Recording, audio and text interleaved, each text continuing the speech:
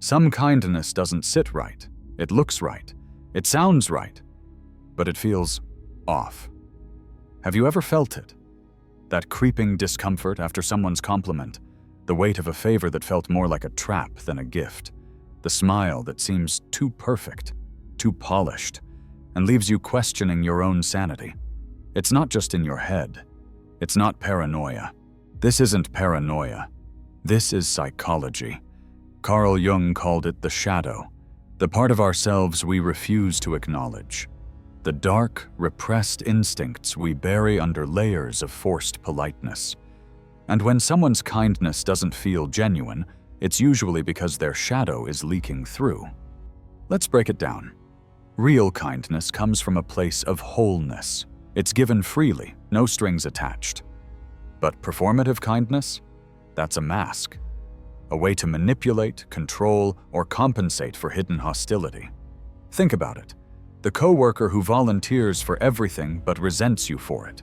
The friend who insists on paying, then holds it over your head. The partner who's always the martyr, making you the villain by default. Jung warned us, what we deny in ourselves doesn't disappear. It just finds another way out. And when someone refuses to admit their anger, their envy, their pride, it seeps into their actions. The over-the-top compliments that feel like traps. The help that comes with silent expectations. The, no really, it's fine, that's clearly not fine. This is why their kindness feels heavy. Like you owe them something. Like there's a debt you didn't agree to. Because beneath the surface there's a ledger, and you're being tracked. So how do you spot it? Watch for the tension between words and energy. The smile that doesn't reach the eyes. The insistence that they're not upset when everything about them says otherwise. And most telling? How you feel around them. Drained, confused, like you're walking on eggshells. That's not kindness. That's coercion in disguise. The real question isn't why they do it. It's why we tolerate it. Maybe because calling it out feels rude.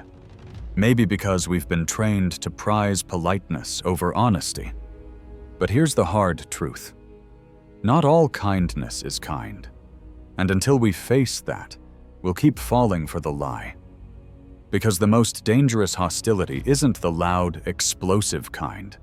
It's the quiet, simmering kind, wrapped in a smile, delivered with a compliment, and designed to make you feel guilty for noticing. It's not an accident. This isn't just some quirky personality trait, it's a defense mechanism, deeply wired. Think about it.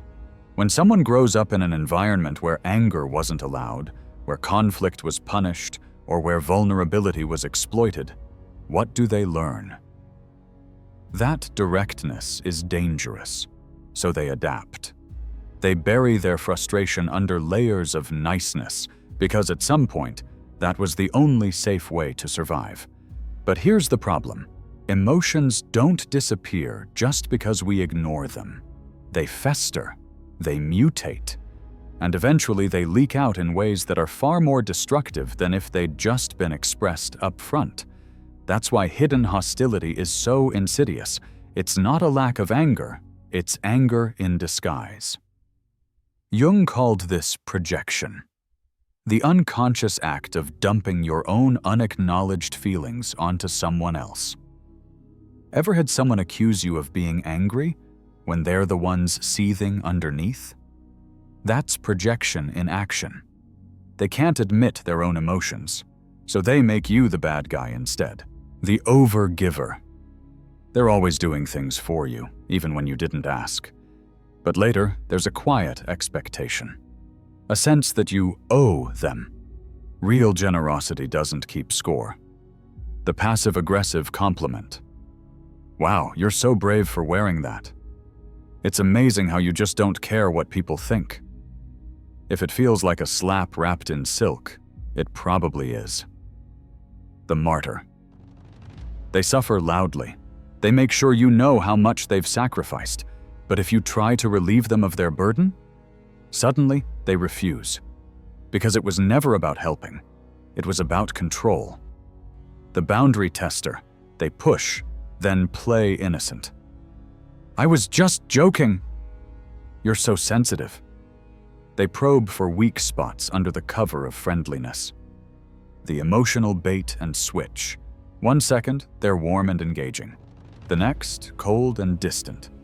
You're left scrambling, wondering what you did wrong. But the truth? It was never about you. They're just at war with themselves.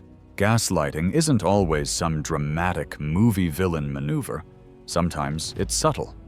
It's the person who insists they're fine while radiating resentment. It's the way they make you question your instincts. Because if they're so nice, then why do you feel so uneasy? That's the trap. They've set up a system where calling out their behavior makes you look like the problem. And if you're a decent person, you'll fall for it. You'll overcompensate, apologize when you shouldn't, and twist yourself into knots trying to keep them comfortable. But here's the truth. Real kindness doesn't leave you second-guessing yourself. Real respect doesn't require you to ignore your gut. And healthy relationships? They don't thrive on unspoken debts. So the next time someone's kindness feels heavy, ask yourself, is this for me or is this for them? Because the answer changes everything.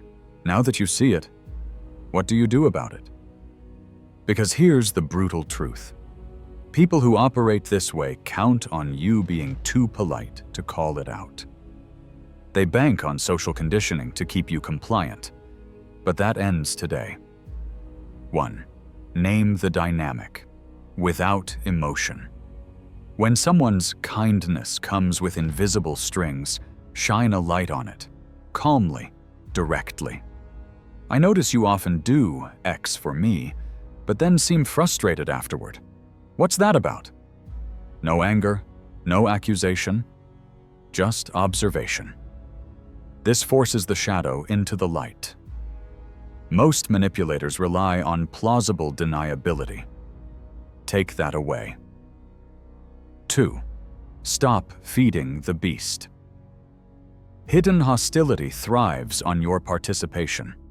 The over-apologizing, the walking on eggshells, the desperate attempts to keep the peace. It's fuel. So stop. If they're cold, let them be cold. If they're martyring themselves, let them. Their emotional labor is not your responsibility. 3. Trust the weirdness. That off feeling in your gut, that's your primal radar picking up on incongruence. Most people ignore it because they don't want to seem paranoid or judgmental. But your instincts aren't there to be polite. They're there to keep you safe. The moment someone's words and energy don't match, believe the energy every time. 4. Set boundaries that don't bend. You don't have to be aggressive, just immovable. I appreciate the offer, but I've got it handled. I'm sure you didn't mean it that way, but that comment didn't land well. No justifying, no over-explaining. Polite, firm, and final. 5. Watch how they handle a no. This is where the mask slips. Healthy people respect boundaries. Those with hidden hostility, they'll punish you with guilt, with withdrawal, with sudden misunderstandings. Pay attention. Their reaction tells you everything. The bigger picture. This isn't just about spotting toxic behavior. It's about reclaiming your own discernment. We've been taught that kindness means never questioning others' intentions. But that's not wisdom. That's self-betrayal. Real strength isn't in ignoring the red flags. It's in seeing them clearly and refusing to pretend you don't. Now that you can see it, what's the next move? Because here's the blunt truth. People who operate this way count on you being too polite to call them out. They rely on social conditioning to keep you compliant. That ends today. When someone's kindness comes with hidden strings, call it out. Calmly and directly. I notice you often do X for me, but then seem frustrated after. What's that about? No anger, no accusation, just observation. This forces the shadow into the light. They rely on plausible deniability. Take it away. Hidden hostility feeds on your participation. The over-apologizing, the walking on eggshells, the desperate peacekeeping, it's all fuel. Stop. If they're cold, let them be cold. If they're martyring themselves, let them. Their emotional labor isn't your responsibility. That uneasy feeling in your gut? That's your radar picking up on their contradictions. Most people ignore it because they're afraid of seeming paranoid or judgmental. But instincts aren't there to be polite. They're there to keep you safe. When someone's words and energy don't match, trust the energy, every time. No need for aggression, just immovable clarity. I appreciate the offer, but I've got it handled. I'm sure you didn't mean it that way, but that comment didn't land well. No justifying, no over-explaining. Polite, firm, final. This is where the mask cracks. Healthy people respect boundaries. Those with hidden hostility, they'll punish you with guilt, withdrawal, or misunderstandings. Watch their reaction. It tells you everything. That split second of doubt when you sense something's off, but then talk yourself out of it? That's not your instinct failing. That's training. It's the conditioning we've all absorbed.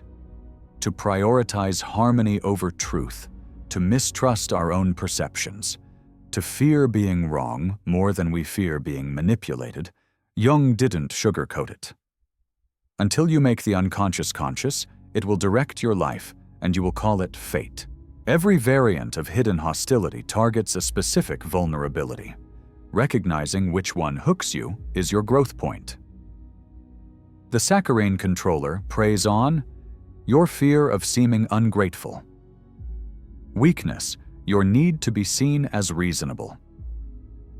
The wounded martyr preys on your savior complex. Weakness, your guilt around setting boundaries. The social sniper preys on your social anxiety. Weakness, your fear of confrontation. Cognitive jujitsu, flipping the script. The next time you sense hidden hostility, use this mental framework. Detect. That compliment felt like a setup. Deflect. Interesting perspective. Delivered with a neutral smile. Inspect. Why did that trigger me? What old wound is being poked here? Redirect. I choose to engage only with clear, direct communication. Here's what nobody tells you. The healthiest response to hidden hostility isn't more kindness. It's clean anger. Not rage, but sharp, clarifying fire that says, "No, that's unacceptable. I see what you're doing. Try that again, and there will be consequences." This isn't aggression. It's congruence.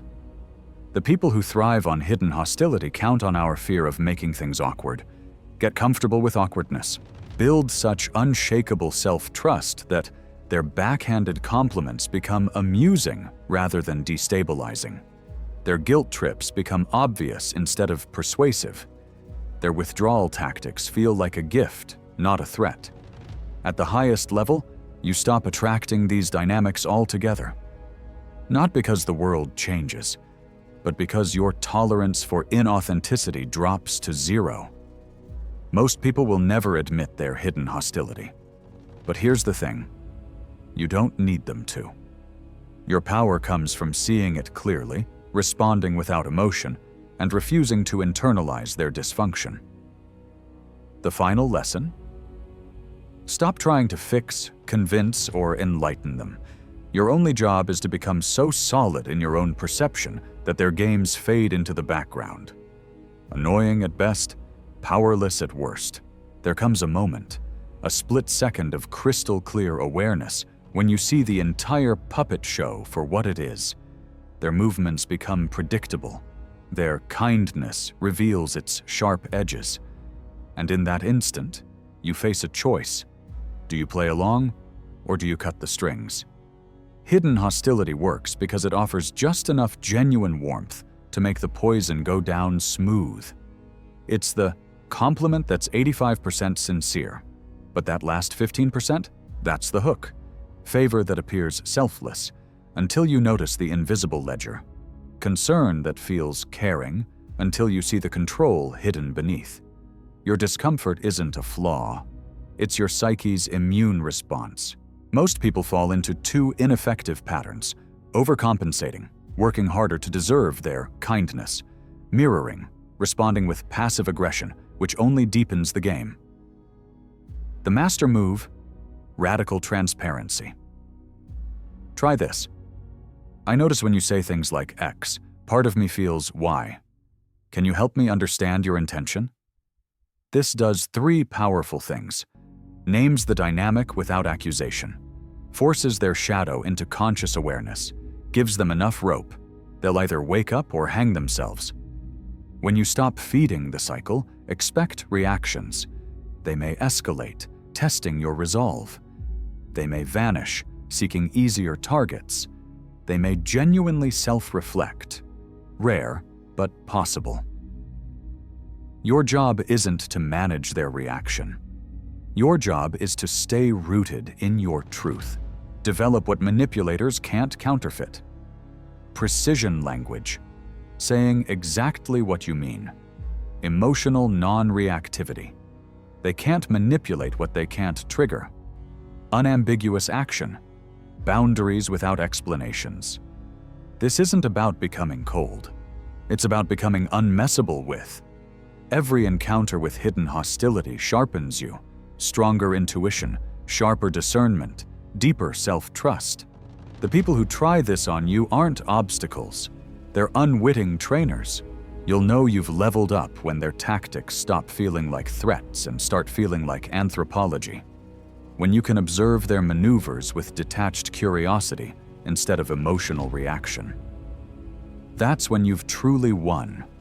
Not by changing them, but by becoming the person to whom these games simply don't work anymore. The path forward isn't about avoiding these people. It's about developing such ruthless self-honesty that their strategies become irrelevant. Because the ultimate protection isn't detection. It's invulnerability by authenticity. And that's something no amount of hidden hostility can penetrate. The endgame isn't just spotting hidden hostility, it's rendering it powerless. You'll know you've reached true mastery when their backhanded compliments become amusing instead of destabilizing. Their guilt trips feel pathetic rather than persuasive. Their withdrawal tactics register as relief instead of punishment. This isn't indifference, it's sovereignty. The very tactics meant to control you become what liberates you. Each encounter sharpens your discernment, strengthens your boundaries, deepens your self-trust. They unwittingly train you to become untouchable. Hidden hostility only works on those still willing to doubt their own perceptions, prioritize comfort over truth, accept counterfeit connection. Your power lies in refusing all three. You don't need to expose them, change them, even understand them. You simply stop playing, and when you do, something remarkable happens. Their strategies collapse under their own weight. No audience, no performance. This is where your real life begins. Stop playing along.